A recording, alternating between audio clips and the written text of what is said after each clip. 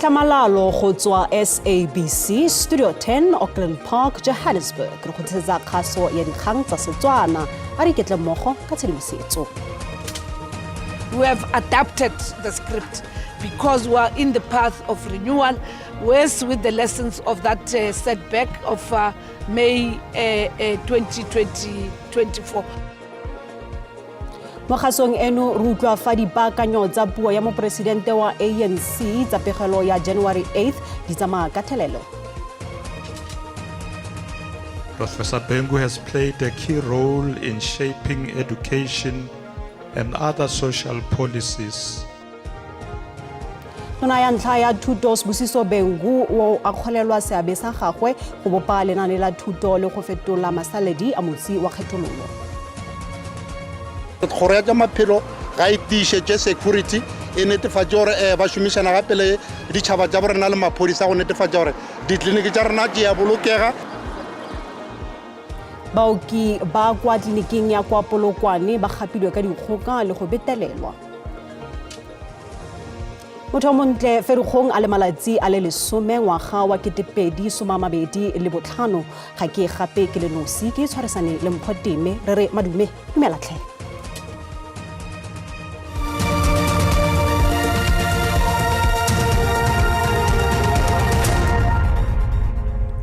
Baoki ba le babedi bao ba neng ba dira bosigo ba gapilwe ka dikgoka le go betelelwa kwa tleliniking ya kwa Gatšhweni kwa Polokwane kwa Limpopo go begwa fa mmelaelwa yo neng a tlhometse yo iteleketseng kwa tleliniking le go bofa batlhankedi ba tshireletso ga mmogo le go utswa ditsa bone pele ga ka ba tshabela kwa sekgweng le baoki ba le babedi. Sepodisi se batlisa kgetsi ya go gapa ka dikgoka, betelelo le kgotoso. Lefelo le le tsewang jaaka la kalafi le fetogile go nna la bosenyi. Mapodisi a re pegelo e senya semmuso e supa fa monna yo o neng a tlhometse go utlwala a ne a itelekela kwa tleliniking morago fela ga bosigo gare go begwa a ne a tsogela kgatlhanong batlhankedi ba le bararo ba tshireletso a ba bofa le go ba lotlelela ka mogare ga phaposi e pitlaganeng. Morago mmelaelwa o ne a fetela kwa phapusing e belegisetsang ko a fitlhetseng baoki ba le babedi. Mese e ne ya nna tshimologo ya matlhotlhapelo a diura di le 4 go mooki wa dingwaga di le 47 le wa dingwaga di le 28 ba ne ba gapiwa le go tseelwa kwa sekgeng seno ko ba neng ba ketekwa le go betelelwa. At around 4 a.m., one of the security personnel managed to escape from where they were tied and locked and ran to the nearby community to ask for help. They called the police, who then responded immediately. And while the police were still looking for clues at around an hour later, around past 5, the nurses, 2 nurses reappeared from the nearby bushes, the bushes behind you, looking very traumatized. Shikwambana a re baoki ba newa thobo ya maikutlo le tlhaloganyo ga jaana. A re tiragalo e ke poelo morago go maiteko a lefapha a gore ditleliniki di bulwe diura di le 24 ka letsatsi. Baoki bano ka bobedi ke ditokololo tsa mokgatlho wa baoki wa Hospesa.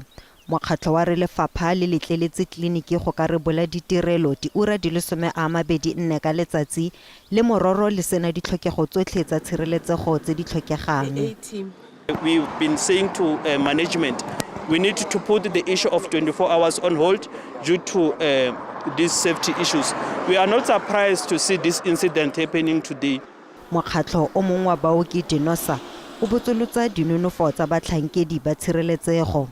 Gore ya maphelo ga itišetse security e netefatsa gore ba šomišana gape le ditšhaba tša borena le maphodisa go netefatsa gore ditleliniki tša rena di a bolokega, community tša borena ba kgona go kry-a ditirelo. Lefapha le tswetse tleliniki nakwana mme baagi bangwe ba re ba tshwenyegile gore se se tlile go ama boitekanelo jwa bona ka ntlha ya fa ba ikaegile mo ditirelong tsa tleliniki eno.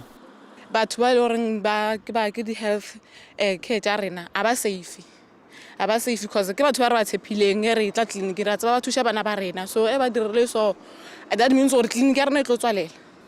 Mapodisi a re atile moko gore a tlile go tshwara ba ba amegang ka bonako.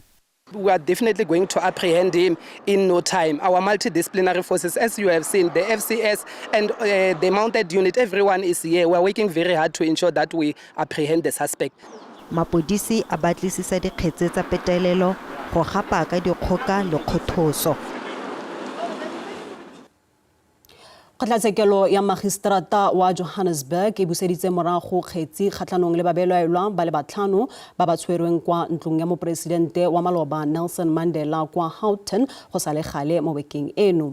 Kgetsi eno e buseditswe morago go fitla kgwedi eno e le 17. Ditatofatso di amana le tiragalo ya go thupiwa ka dikgoka ga sejanaga se se boneng kwa ntlong eno. Balatofadiwa ba le bane ba lebanwe ke ditatofatso tsa go thopa ka dikgoka le go keteka mokgweetsi wa Uber. Sepodisi se santse se batlisisa ditatofatso kgatlhanong le molatofadiwa wa botlhano. Lekoko la ANC la re tsotlhe di apere tshiamo go latela pegelo ya January 8th statement e yang go rebolwa ke moporesidente Cyril Ramaphosa kwa Khayelitsha kwa Cape Town. Lekoko la re le solofetse batho ba ka nna dikete di le 12 go tsenela tiragalo eo e diragalang kwa stadiumong sa Nelson Mandela Stadium.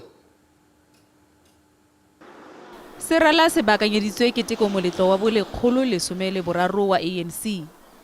Ke lekoko le legolo go gaisa mo kontinenteng mme go le jalo ba fetotse lewa. We've changed the script.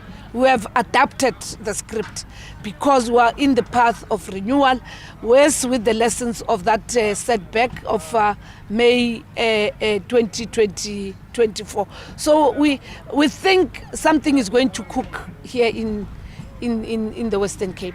Lekoko la re mo letsholong la lona le ikgolagantse le baagi mekgatlho ya dikereke ga mmogo le merafe e ikgatholositsweng. Lekoko le latlhegetswe ke kemonokeng mo profenseng ka 2009 mme fa e sale morago ga moo kemonokeng ya lona e tsweletse go fokotsega. Part of what has been a problem is when there's preoccupation with the internal structures of the ANC and not building relations. And those formations felt alienated, because there was an assumption that they all have to be what? Members of the ANC.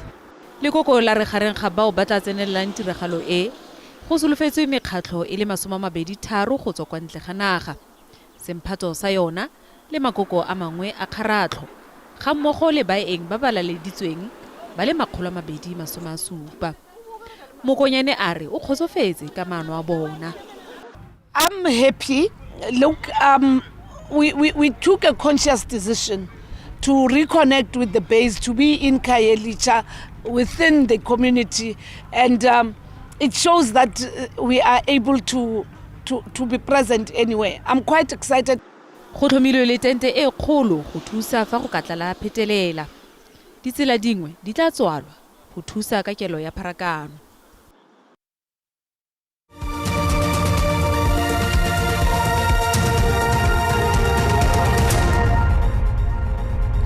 Kgetsi ya go thusa baepapuso ka matlole kgatlhanong le Ziad Worzuk e buseditswe morago go fitlhelela kgwedi eno e le 15 go tswelela ka dithetso tsa beili. O tla nna a le kwa tlhokomelong ya sepodisi kwa stationing sa Lichtenburg kwa Northwest. Worzuk o tshwerwe kwa legaeng la gagwe mo Johannesburg.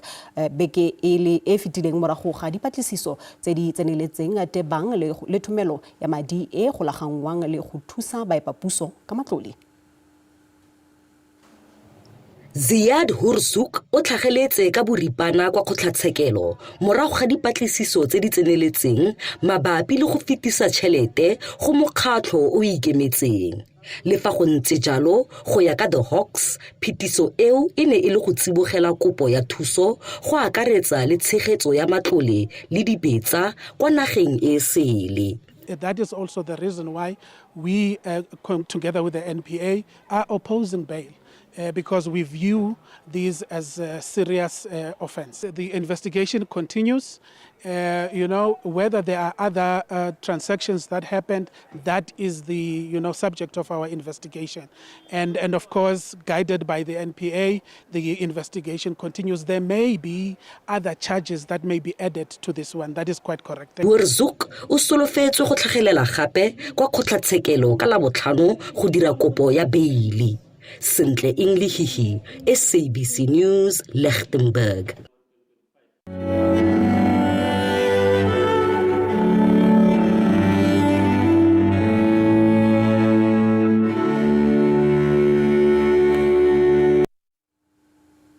Tona ya ntlha ya thuto ebile e le moambasadara wa maloba kwa Germany, Professor Sibusiso Bengu wa kgoletswe seabe sa gagwe sa go bopa lenaane la thuto le go leri diphetogo ka motsi wa kgethololo. Motlatsa mopresidente Paul Mashatile o buile se kwa tirelophitlhong ya ga Professor Bengu e neng e tshwaretswe kwa University ya Zululand. Bengu o bolokile kwa tirelophitlho e kgethegileng ya category 2. Professor Bengu o tlhokofaletse kwa legaeng la gagwe kwa Mthunzini a le dingwaga di le 19. Go ne go dirilwe mola wa tlotlo go tlotlomatsa diphitlhelelo tse di kgethegileng tsa morutabana yo gape e neng e le morutegi. Professor Sibusiso Bengu ke mongwe wa bao ba neng ba eteletse pele diphetogo tsa lenaane la thuto moraga go phutlhama ga puso ya tlhaolele. Professor Bengu has played a key role in shaping education and other social policies, contributing to the transformation of the sector, and most importantly, reversing the legacy of apartheid. Batlankela bagolo ba dipolotiki ba mo tlhalositse e le morwa yo kgethegileng wa Afrika, modiredi yo tshepagalang wa batho ebile gape e le sekai mo tirong ya gagwe jaaka moeteledipele. Professor Bengu was a father, a mentor, a role model and a moral guide to upright and responsible and patriotic citizenry, as well as a leadership with integrity. But what was remarkable to me about Professor Bengu was his humility. He was the most experienced, as I said, but there wasn't a tinge of arrogance in him. He was approachable, humble, but profound. Balelapa la gagwe ba re e ne e le tumelo ya gagwe jaaka mokeresete yo tsepameng eo e mo rotloeditseng go direla batho ka botswapelo. Ubaba was of exceptional ability. You know, one of the biggest challenges that we have is to choose incompetent people that cannot do the work. And so to really be able to choose people that are able. Taelano ya bofelo go mo Afrika borwa yono yo baleng bantsi ba reng seabe sa gagwe mo thutong se nnile le tlhotlheletso mo maphateng otlhe a setšhaba. Professor Bengu o bolokilwe kwa Mthunzini mo tirelong ya phitlho ya poraefete.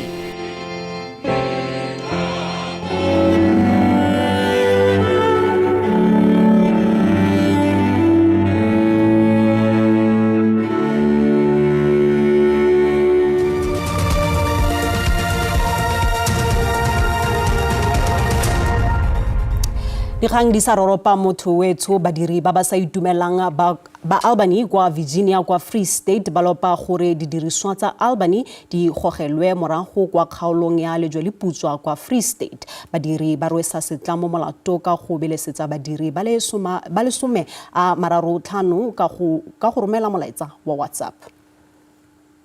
Bashumi ba nyaka mishomo ya bona ba re ba ile ba emishwa go tla moshomong ge ngwaga o fela.